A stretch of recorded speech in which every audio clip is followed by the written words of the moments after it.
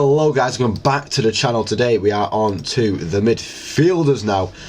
With 41 million left in the bank, it's quite a bit of money to decide what we want to do with our money here. But I think the place that we have to start, is the guy who dominated FPL last season, and that of course is Mr. Mohamed Salah. You know, constantly performs, constantly performs. Is, you know, what, 303 points, 259, 233, 231, 265, 239, 211 and 344. The guy doesn't stop. The guy's a monster and he's built for FPL, and he always scores in his first game week. Now that does massively drop us from the 41 million that we had to 26.5 million, but I'm sure we can still, you know, there's four players left. That's given us an average of what, almost 9 mil a player. I think we'll be fine in terms of picking our other midfielders in this team. Now, the stars from last year, we'll go through the stars of last year, and then we'll drift from team to team. I think we're going to do. So, Mbeumo, big star last year, 20 goals, 9 assists, and now in a United shirt. We've not seen him too much in a United shirt yet, but I feel like he's definitely a player that I will bring in at some point in this year. Don't know when. Don't know if maybe it could easily be a starting for the year. Cole Palmer, 10.5 million. I feel like, you know, he's up and down last year, but he still had 25 goal involvements. It's still very good and a nice start to the season. But obviously having João Pedro already in the team and James in the team, I don't want to, you know, rely too much on Chelsea doing well. Matheus Cunha, another player like Mbeumo, now moved to United after 15 goals, 7 assists last year. A very good Premier League player. And, you know, hopefully finds that next step. And Bruno Fernandes makes the top 5 here. We have 3 United players in the top 5. Hopefully a good season for us, guys. We should only hope. Bruno Fernandes, 174 points last year with 8 goals and 12 assists. Arsenal the first game week. But, you know, I think for Bruno Fernandes it's a nice fixture run, but I just don't want to put too much pressure on me, United boys. I don't want to put too much like, oh, I want to see this United player doing well. Semenyo, 165 points, still pretty close to it. 7 million, 11 goals, 7 assists last year. It's just that first game against Liverpool put me off, but I feel like after that it's quite nice for Bournemouth, and I feel like they can potentially do it. So Semenyo's on the list in my head. Let's list some names. Rodgers, Murphy, Gibbs White. It's not really screaming at me. Sarr. Now Sarr's player that is screaming at me a bit. 8 goals, 7 assists last year. I think that is less than Eze. Eze, what did he get last year? 8 goals, 8 assists. So Sarr less. But with Eze potentially going to Arsenal, I mean, if Eze goes to Arsenal, then he'd be right into the team. He will be right into the team. But Sarr for Crystal Palace, I think, does really well. I think he gets involved enough for me to actually want him in the team. So Sarr joins him in the team.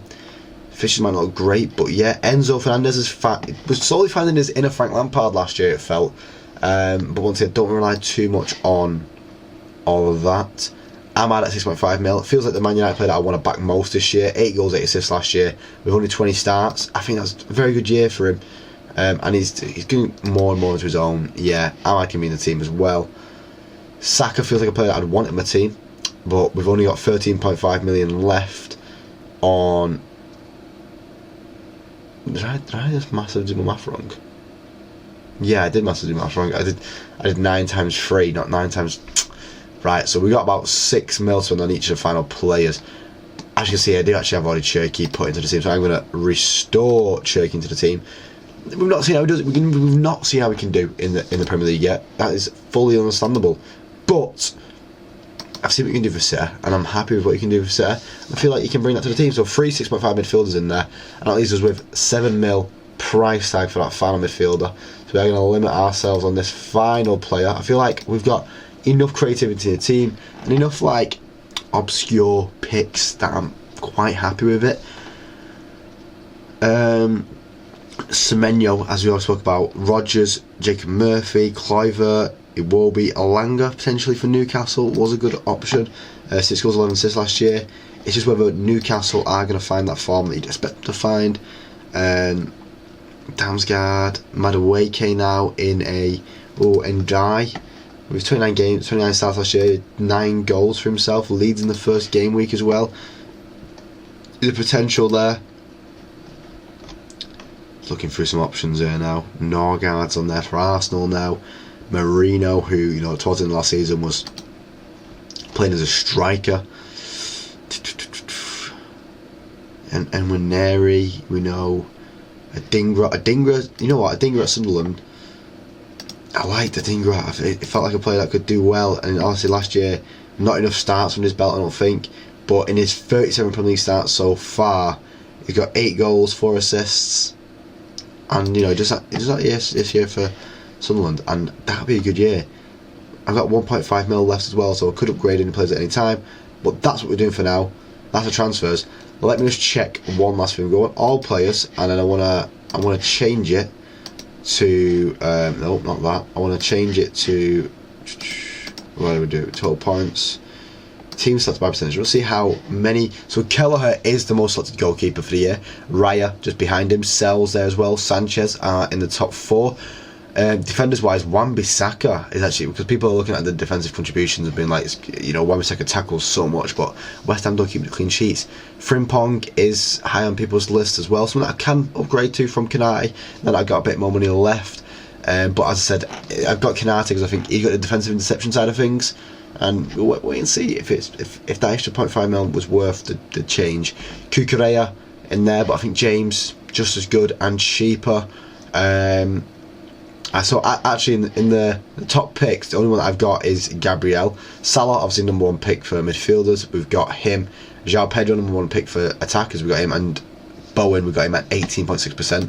So we'll see how good some of our like obscure picks have been. Looking at Munoz there, who is at an 8.6% ownership. We have Cherky at 9.7. Still not seeing my Strand Larson there at 5.9. Ahmad at 3.6. Tarkowski and James 4.9 and 4.7, and then there's Petrovic at 5% ownership. And I feel like I'm still missing Adingra there at 3%. Have I seen everyone now? Have I seen Sarr?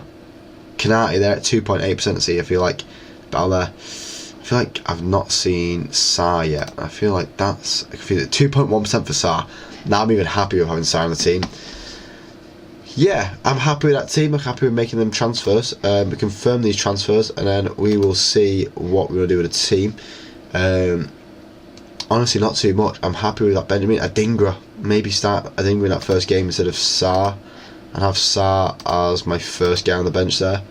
Save the team. Adingra against West Ham. Yeah, you know what? Kind of happy with that. Kind of looking forward to seeing how this goes. I mean, I might improve Keller or Petrovic and have a bit more money to improve in a better goalkeeper.